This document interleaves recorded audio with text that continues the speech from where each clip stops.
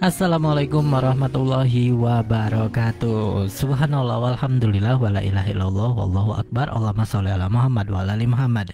Dipanjatkan langsung dari Jalan Jenderal Sudirman nomor 1 Kompleks Masjid Darussalam Sangatta Kutai Timur, Suada 91,1 FM Radio Informasi dan Inspirasi Keluarga. Alhamdulillah sahabat Suada, hari ini 16 Zulhijjah 1444 Hijriah atau bertepatan dengan tanggal 5 Juli 2023. Kita masih sehat, kita masih bisa tersenyum, bisa berjumpa dengan orang banyak. Masya Allah, kita patut syukuri. Dan kita awali jumpa kita dengan ucapan basmalah, bismillahirrahmanirrahim. Ya sahabat Suada, sore hari ini Bang Darda akan berbagi dengan sahabat Suada. Kita akan mereaksi audio ceramah dari Ustadz Buya Yahya tentang jarang sholat tapi bisa matinya mulia. Apa amalannya? Nah, ini menarik ya sahabat Suada. Sebagaimana kita tahu bahwa sholat ini adalah kewajiban bagi umat muslim dan hal pertama yang akan dimintai pertanggungjawabannya di hari penghisapan nanti, hari perhitungan di akhirat nanti. Nah, kita tahu bahwa ketika sholatnya rusak maka yang lain juga rusak. Nah, tetapi di sini ada audio ceramah Ustadz Buya Yahya. Seperti apa kita dengarkan isinya nanti. Jarang sholat tapi bisa matinya mulia. Apakah amalannya? Yuk kita dengarkan, tetap stay tune di sini.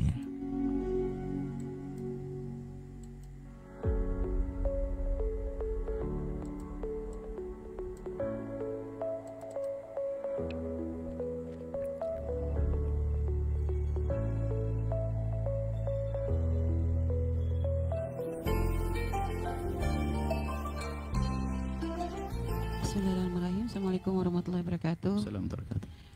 Buya pernah mendengar satu cerita ada seorang yang wafat dalam keadaan yang secara zahir tuh ngumpulin kebaikan tuh banyak banget Buya.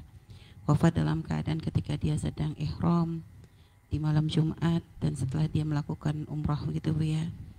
Dan ketika bertanya kepada keluarga, ditanya keluarganya apa sih rahasianya, mungkin beliau punya amalan-amalan khusus. Dari keluarga menceritakan bahwa yang wafat itu adalah orang yang sangat baik, suka nolong orang, dan kalau ada yang berhutang ya yang bisa bayar diterima, yang enggak juga enggak dikejar-kejar, dilihat keadaannya. Intinya kalau muamalah hablum minan nasnya ajib ya. Hanya memang dari keluarga mengatakan tapi yang meninggal ini adalah orang yang nggak pernah sholat katanya Bu ya, nggak pernah sholat selama sebelum umroh itu belum pernah sholat karena memang punya sakit sehingga kadang kalau sholat tuh merasa susah gitu Bu ya. Nah hanya dari kisah ini tuh kadang menimbulkan apa ya, kan urusan sholat tuh kan urusan yang nggak bisa ditawar menawar.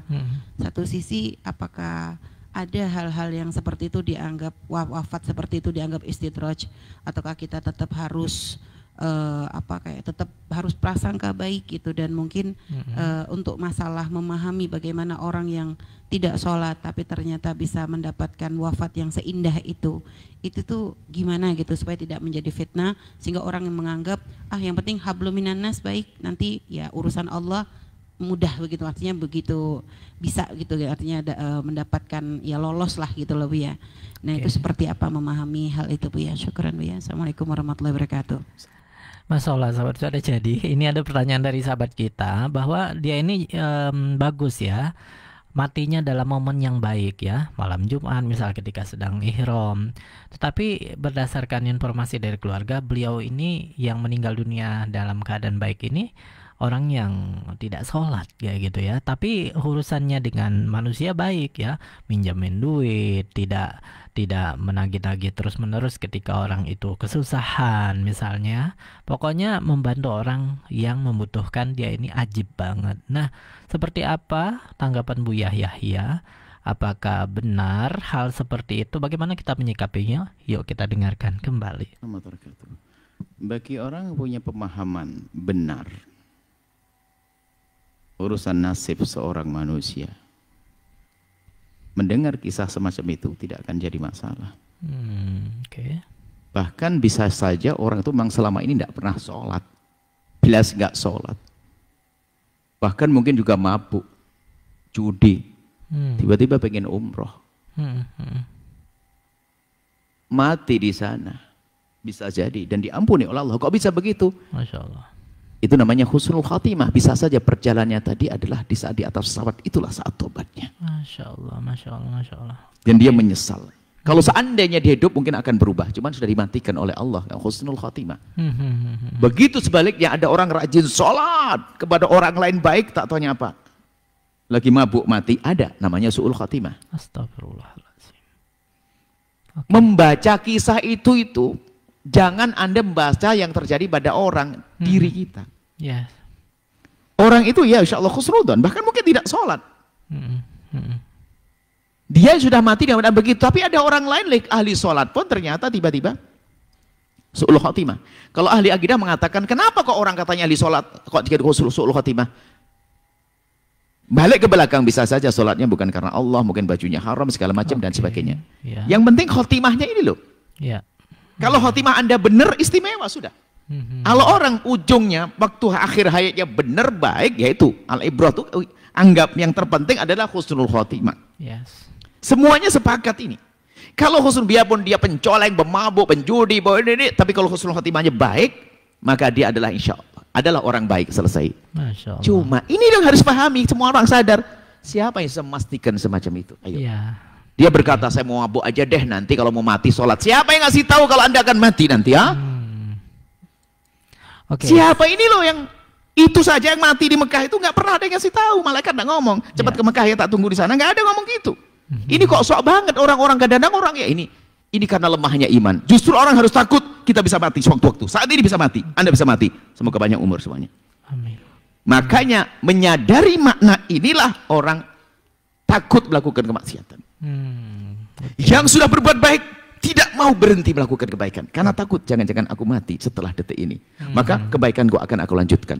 Yang masih bermaksiat akan segera berhenti. Bukan khayalannya orang tadi. Oh ya nggak apa-apa, yang penting baik sama orang deh, biarpun nggak sholat dan sebagainya. Oh, iya, matimu bukan waktu kamu sedekah kok. Kamu waktu nggak sholat, ayo mau apa? Oke. Ini loh husnul khotimah itu adalah yang jadi masalah. Kita tuh sok tahu kalau kita ini husnul khotimah. Enak aja, sok banget. GR banget. Siapa yang bilang kamu bakal mati dalam keadaan sholat? Iya. Ya saya pengen pokoknya disedekah banyak, biarpun nggak sholat nggak apa-apa deh, sedekah mabuk nggak apa-apa. Yang penting nanti kan saya pengen mati waktu sholat. Nggak bisa begitu. Ya kalau mati mau sholat. Waktu mabuk zina digebukin sama orang mati. Oke. Naudzubillah. Jadi khotimah itu tidak ada yang tahu. Iya, sahabat saudara, jadi itu husnul khotimah ya, mati dalam keadaan baik. Jadi kita jangan melihat orang lain, maksudnya lah dia nggak pernah sholat tapi kok matinya dalam keadaan baik ya. Oh ternyata dia berbuat baik kepada orang-orang. Nah bukan itunya sahabat saudara ya, tetapi ternyata bisa jadi dia dalam perjalanannya umroh tadi dan dia mati dalam keadaan umroh, dia taubat ya, taubat. Masih ingat bukan kisah seorang perempuan, mohon maaf ya, seorang pelacur yang mati ketika itu ya, mati dalam keadaan taubat, mati dalam keadaan taubat, maka ternyata dia masuk surga sahabat saudara ya. Nah tapi kan dia taubat dulu, ada penyesalan dalam hatinya yang menyebabkan dia akhirnya masuk surga. Begitupun orang yang membunuh hampir 100 orang, yang ke-100, tapi dia dalam perjalanannya dia taubat. Nah ini yang kita lihat ya. Jadi jangan sampai kita mikir, aduh aku nggak apa-apa nggak sholat, tapi aku hubunganku baik dengan manusia, aku berbuat baik, orang mau minjem duit, minta duit dikasih. Nggak seperti itu. Jangan lihat orang lain, tapi kitanya. Kita berusaha, kata Buya, bahwa jangan sampai kita pede, kita mati husnul khotimah. Siapa yang tahu ya? Yuk kita lanjutkan ya. Kapan kita mati? Ada tambahannya. Husnudzon itu penting, apalagi di tempat yang baik. Ya. Biarpun orang katanya mabuk judi kok mati di masjid, husnudzon. Karena bisa saja langkah terakhir dia masuk masjid itulah langkah tobatnya. Kemarin badung bandel, tapi bisa saja tangisnya adalah di saat masuk masjid. Lalu di Allahu Akbar dicabut nyawanya. Ya. Beruntung dia. Masya Allah. Hatta ibu minat dzambi kama la dzambalah.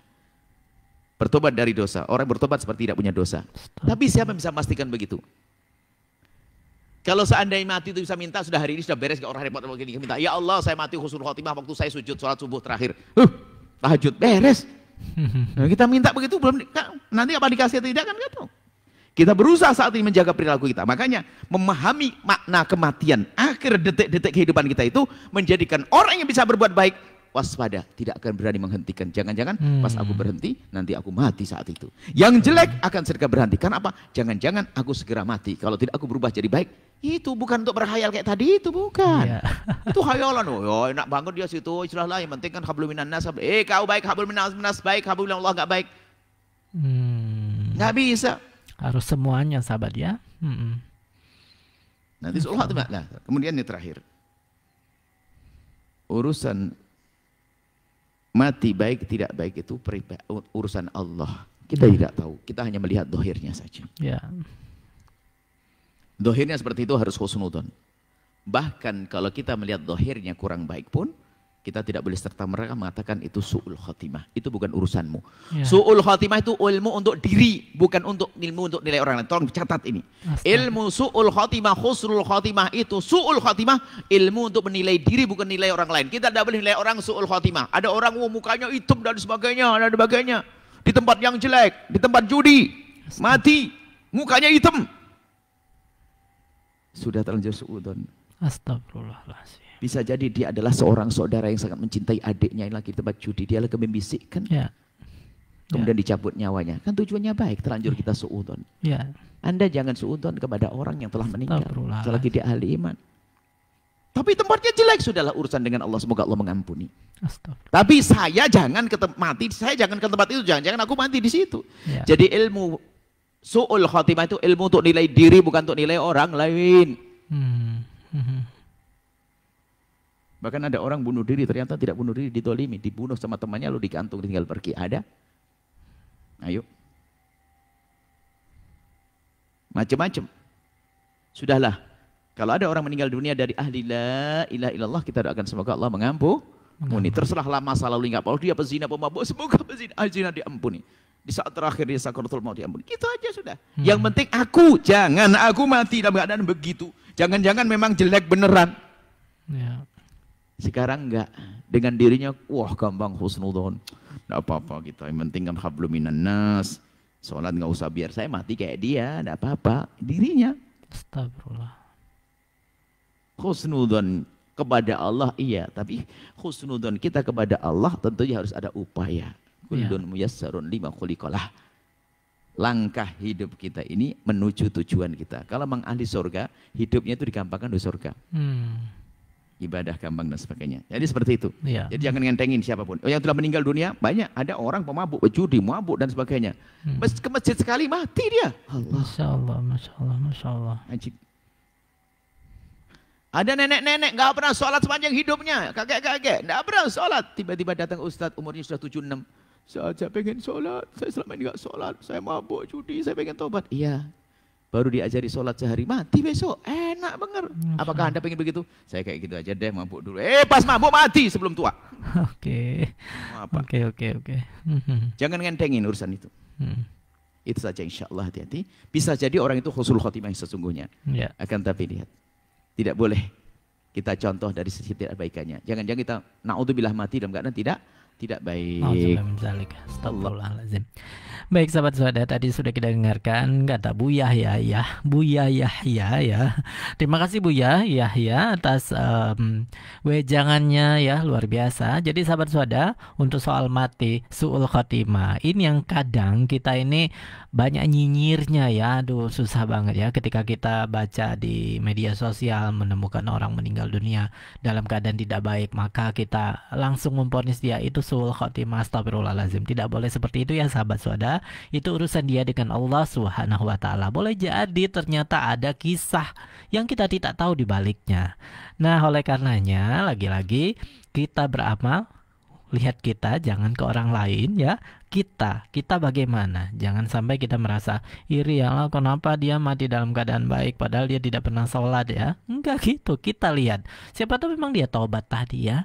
Masya Allah, sahabat-sahabat, semoga menginspirasi, semoga kita menjadi pribadi yang lebih baik lagi, lebih baik lagi. Terima kasih atas kebersamaannya. Wassalamualaikum warahmatullahi wabarakatuh.